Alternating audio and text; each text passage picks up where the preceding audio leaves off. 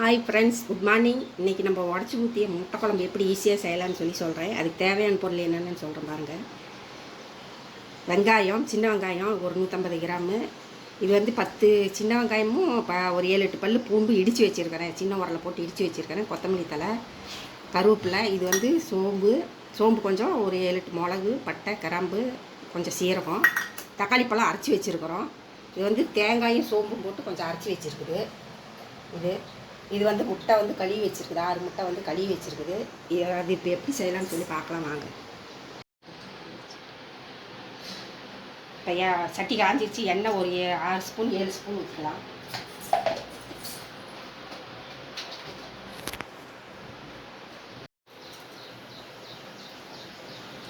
இப்போ எண்ணெய் காஞ்சிருச்சு. பட்டை, கிராம்பு, அப்புறம் மிளகு ஒரு 7-8, சோம்பு, சீரகம் கொஞ்சம் போடுறோம்.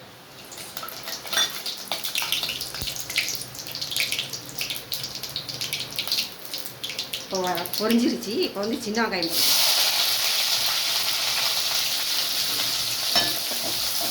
போட்டு நல்லா வதக்கலாம். இந்த மாதிரி செஞ்சிங்கன்னா ஈஸியாக இருக்கும், நல்லா டேஸ்ட்டாக ஊற்றணும். செஞ்சு பாருங்கள். சாப்பாட்டோடு சாப்பிட்டா சூப்பராக இருக்கும். இந்த மாதிரி வெங்காயம் ஒரு 10, பூண்டு ஒரு 7-8 பல் இடித்து போட்டிங்கன்னா நல்லாயிருக்கும், நல்லா டேஸ்ட்டாக இருக்கும். இந்த மாதிரி கொஞ்சம் இடித்து போட்டுக்கோங்க. இது எல்லாமே தோசை இட்லி கூட சாப்பிட்டுக்கலாம், நல்லாயிருக்கும். சாப்பாட்டுக்கு இன்னும் சூப்பராக இருக்கும். இப்போ வெங்காயம் வதங்கிடுச்சு. இப்போ இடித்த பூண்டையும் வெங்காயத்தையும் போட்டுக்கலாம். கருவேப்பிலை கொஞ்சம் போட்டுக்கலாம்.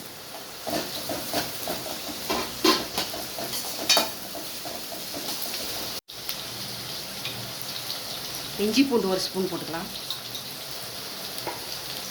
இஞ்சி பூண்டு வணக்கட்டும். இப்போ பாருங்கள் வணங்கிடுச்சு. இதுலேயே மிளகாத்தூள் போட்டுக்கலாம். மிளகாத்தூள் 2 ஸ்பூனு, மல்லித்தூள் ஒரு 2 ஸ்பூன் போட்டுக்கலாம்.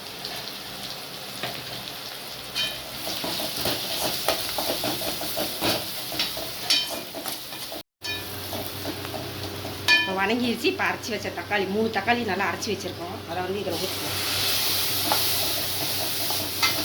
எப்பயுமே முட்டை கழுவி தான் போடணும். வேவிச்சாலும், ஆம்லேட் போட்டாலும், ஆப்பாயில் போட்டால், இது போட்டாலும் முட்டையை வந்து கழுவி தான் போடணும். அது மேலெல்லாம் இதாக இருக்கணும். அதனால் கழுவி போடணும். இப்போ கொஞ்சம் உப்பு போட்டுக்கலாம். உப்பு போட்டுக்கலாம். இப்போ கொஞ்சம் உப்பு போட்டு கல்யாணம் இது கொதிக்கிட்டு கொஞ்சம் கொதிக்கிட்டோம். நல்லாயிருக்கும், டேஸ்ட்டாக இருக்கும். செஞ்சு பாருங்கள், நல்லாயிருக்கும். இந்த மாதிரி 5 நிமிஷம் நல்லா கொதித்து பச்சை வாசம் போட்டுரும். நல்லாயிருக்கும். பச்சை வாசம் போன வாட்டி தான் தேங்காயும் சோம்பும் அரைச்சி வச்சுருக்குறாங்க. இப்போ பாருங்கள், நல்லா வதங்கிடுச்சு. எப்படி கலர்ஃபுல்லாக இருக்குது பாருங்கள். எப்படி நல்லா வந்துருச்சு. தக்காளி இதெல்லாம் கலந்துருச்சு. இப்போ வந்து தேங்காயும் சோம்பும் அரைச்சி வச்சுருக்காங்க. இதில் ஊற்றிக்கலாம். தேங்காயும் சோம்பும் அரைச்சி வச்சுருக்கோம். கொதி வைப்போம். கொதி வந்தோடனே முட்டையை ஊற்றுவோம். கொஞ்சமாக தண்ணி ஊற்றி கலக்கி இதில் ஊற்றிக்கலாம். நல்லா கொதி வரட்டும். அப்புறமா முட்டையை உடச்சி ஊற்றி வச்சா முட்டை குழம்பு ரெடி ஆகிடும். சூப்பராக இருக்கும். இந்த மாதிரி செஞ்சு பார்த்தீங்கன்னா.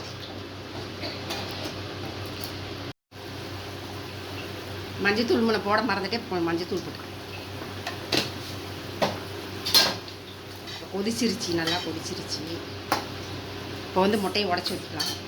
நல்லா கொதி வந்துருச்சு. இப்போ வந்து முட்டையை சிம்மில் வச்சுட்டு முட்டையை உடச்சி ஊற்றிக்கலாம்.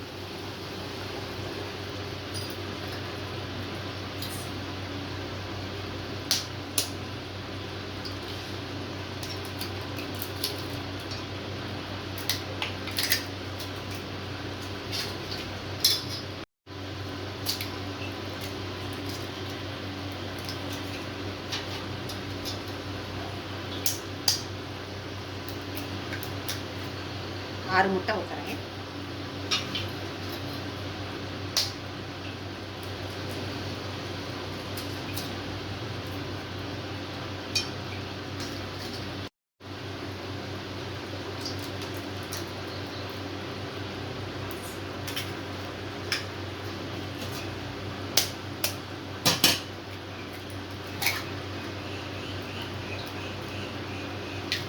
ஊற்றியாச்சு. ஒரு 3 நிமிஷம் கொதிக்கிட்டோம். கொதிச்சதுக்கப்புறம் குழம்பு ரெடி ஆகிடும்.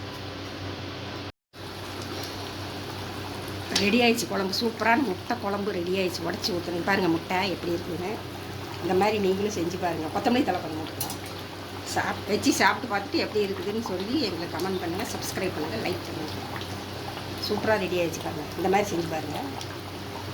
பாய்.